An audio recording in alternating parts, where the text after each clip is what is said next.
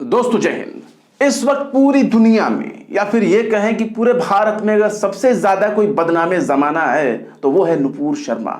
और नुपुर शर्मा और खासकर नुपुर शर्मा जैसे फ्रिंज एलिमेंट के लिए इस वक्त एक बहुत बुरी खबर आ रही है और वो ये है कि नुपुर शर्मा को हिरासत में लेने के लिए इस वक्त दिल्ली में पहुंच चुकी है मुंबई पुलिस। और मुंबई पुलिस में ही एफआईआर लॉन्च कराई गई थी। सबसे पहले महाराष्ट्र में जब एफआईआर लॉन्च कराने का सिलसिला शुरू हुआ उसके बाद ही कहीं और केस दर्ज किया गया नुपुर शर्मा और नवीन जिंदल के मामले में। लेकिन बीजेपी ने तो पहले ही इन दोनों से अपना पल्ला झाड़ लिया और कह दिया कि साहब हम तो इनसे मतलब ही नहीं रखते, ये लोग तो फ्रिंज एलिमेंट हैं, हम इनके बयानों से कोई मतलब नहीं रखते और इनका बयान है, इनके बयान से हमको कोई मतलब नहीं है। यानी भारत सरकार इनके बयानों से इत्तेफाक नहीं रखती और ना ही बीजेपी, इसीलिए बीजेपी ने इनसे अपना पल्ला झाड़ लिया। और अब तो मुंबई पुलिस बाकायदा दिल्ली में मौजूद है और इसकी तस्दीक खुद कर रहे हैं महाराष्ट्र के गृह मंत्री।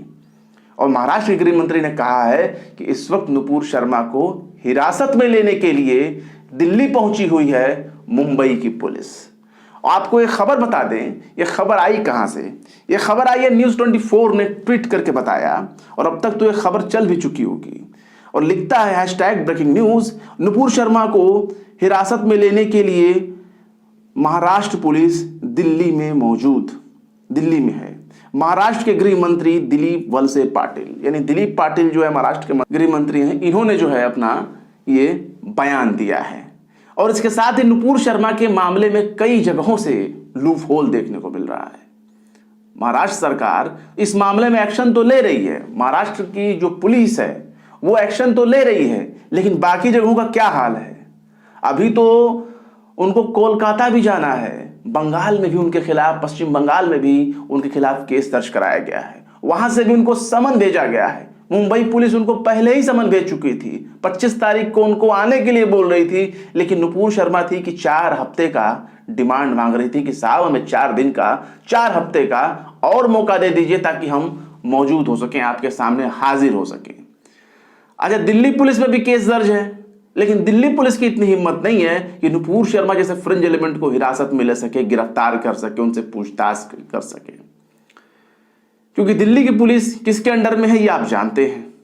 लेकिन महाराष्ट्र और पश्चिम बंगाल की पुलिस स्वतंत्र है, वो बीजेपी के अंडर में नहीं है या गृह मंत्रालय के अंडर में नहीं है, वो वहां के अपने अपने स्टेट के अंडर में है। यानी महाराष्ट्र वाली पुलिस महाराष्ट्र के अंडर में है, महाराष्ट्र गवर्नमेंट के अंडर में, और बंगाल वाली पुलिस पश्चिम बंगाल गवर्नमेंट के अंडर में है। लेकिन नुपुर शर्मा को आखिर कितने दिनों तक इस तरीके से संरक्षण दिया जाएगा? अब तो उस शख्स को भी गिरफ्तार कर लिया गया है जिसने नुपुर शर्मा की जबान काटने की धमकी दी थी और कहा था कि वो 1 करोड़ देगा। अब ये पता नहीं इस तरह के लोग किस तरह से जबान काटने की भाषा बोल देते हैं और 1 करोड़ इनके पास कहां से आया है भी या नहीं है, ये कौन जानता है। लेकिन ये इतना तो तय है कि इस तरह की भाषा खास तौर से नुपुर शर्मा जैसे लोगों के लिए बहुत फायदेमंद साबित होता है। यानी जो पुलिस कल को इनको हिरासत में ले सकती है, गिरफ्तार कर सकती है, अब वही पुलिस इनकी सुरक्षा के लिए इनके दाएं बाएं घूमेगी और इसके लिए जिम्मेदार वही लोग हैं जो इस तरह के उल्टे सीधे बयान देते हैं। लेकिन फायदा तो पहुंच रहा है नुपुर शर्मा को, और नुपुर शर्मा के लिए आप ये समझ सकते हैं कि पूरे देश में हंगामा हो रहा है, या पूरे देश क्या पूरी दुनिया में हंगामा हो रहा है। कई अरब देश जो है भारत का बाइकाट कर चुके हैं, भारतीय प्रोडक्ट का बहिष्कार कर चुके हैं, लेकिन नुपुर शर्मा का बहिष्कार बीजेपी नहीं कर पा रही है। नुपुर शर्मा का बहिष्कार हिंदुत्व के बड़े बड़े पुरोधाओं के जिम्मा नहीं हो पा रहा है, वो उसका विरोध नहीं कर पा रहे हैं। हरिद्वार में साधु संत विरोध नहीं कर पा रहे हैं, यहां तक कि हिंदूवादी संगठनों के लोग इसका विरोध नहीं कर पा रहे हैं। आखिर क्या है नुपुर शर्मा में आखिर ऐसी कौन सी बात है और कौन सा उसने इतना बड़ा वीर घोष दे दिया, इतना बड़ा शांति प्रिय बयान दे दिया कि पूरे देश में उबाल आ चुका है।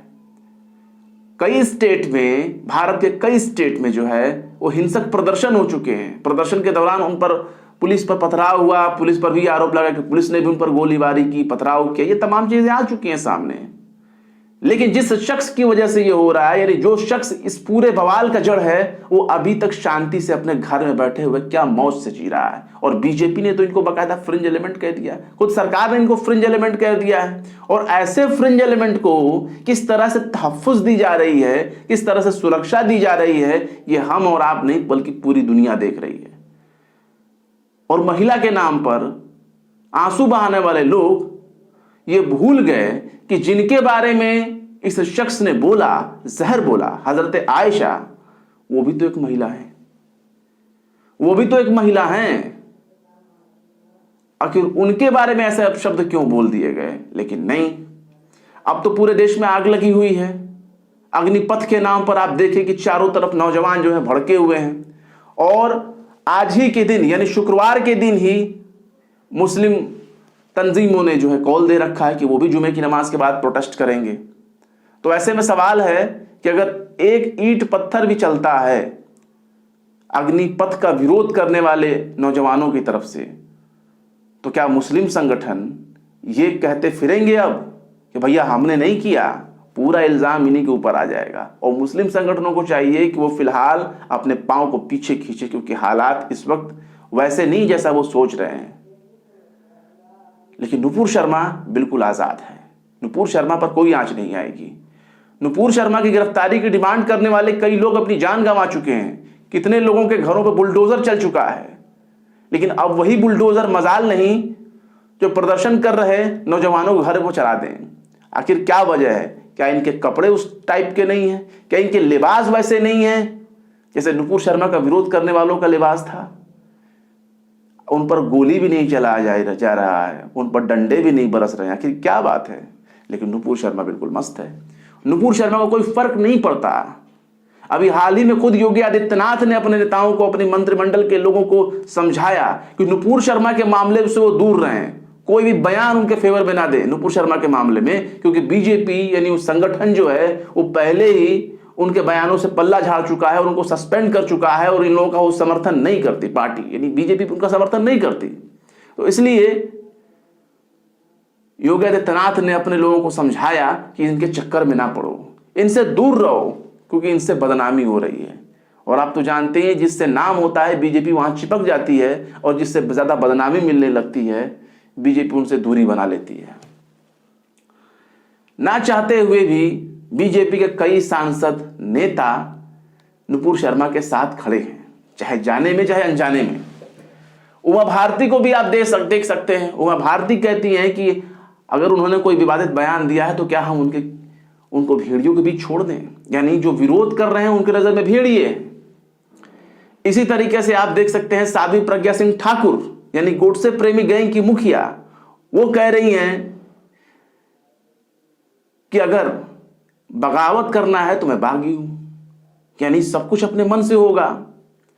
कई इलाकों में बीजेपी के नेता पार्टी छोड़ चुके हैं, और कई इलाकों में तो बीजेपी के लोग आज भी मन ही मन जो है नुपुर शर्मा का समर्थन कर रहे हैं।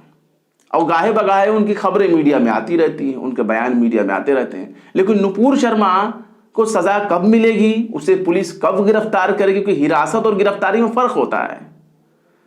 जब गिरफ्तार किया जाएगा तब मानिए कि ऐसे नफरती चिंटुओं को, ऐसे फ्रिंज एलिमेंट को हवालात की हवा खिलाई जाएगी। लेकिन हालात बिल्कुल अलग हैं, हालात बिल्कुल शांत हैं। अब महाराष्ट्र पुलिस पहुंच तो गई है, क्या दिल्ली पुलिस उन्हें ले जाने देगी? अगर दिल्ली पुलिस उन्हें ले जाने देगी तो क्या हिंदूवादी जो संगठन है, जो नुपुर शर्मा का दिल खोलकर समर्थन कर रहे हैं, क्या वो ऐसा करने देंगे? क्या महाराष्ट्र पुलिस दिल्ली से नुपुर शर्मा को अरेस्ट करके ले जा सकती है? क्या उनको हिरासत में लेने की हिम्मत आगे चलकर दिखा सकती है? गई तो है लेने, लेकिन ऐसा होगा कि या नहीं ये अब तो समय बताएगा। फिलहाल क्या कहेंगे आप इस मामले में, कमेंट बॉक्स में जरूर बताएं। वीडियो पसंद आए तो लाइक करें, शेयर करें, और विभाग निष्पक्ष स्वतंत्र पत्रकारिता को सपोर्ट करने के लिए हमारे चैनल टाइम्स मेल को जरूर से जरूर सब्सक्राइब करें। फिर मिलते हैं किसी और वीडियो में एक नई खबर के साथ। शम्स तबरेज को दीजिए इजाजत। जय हिंद।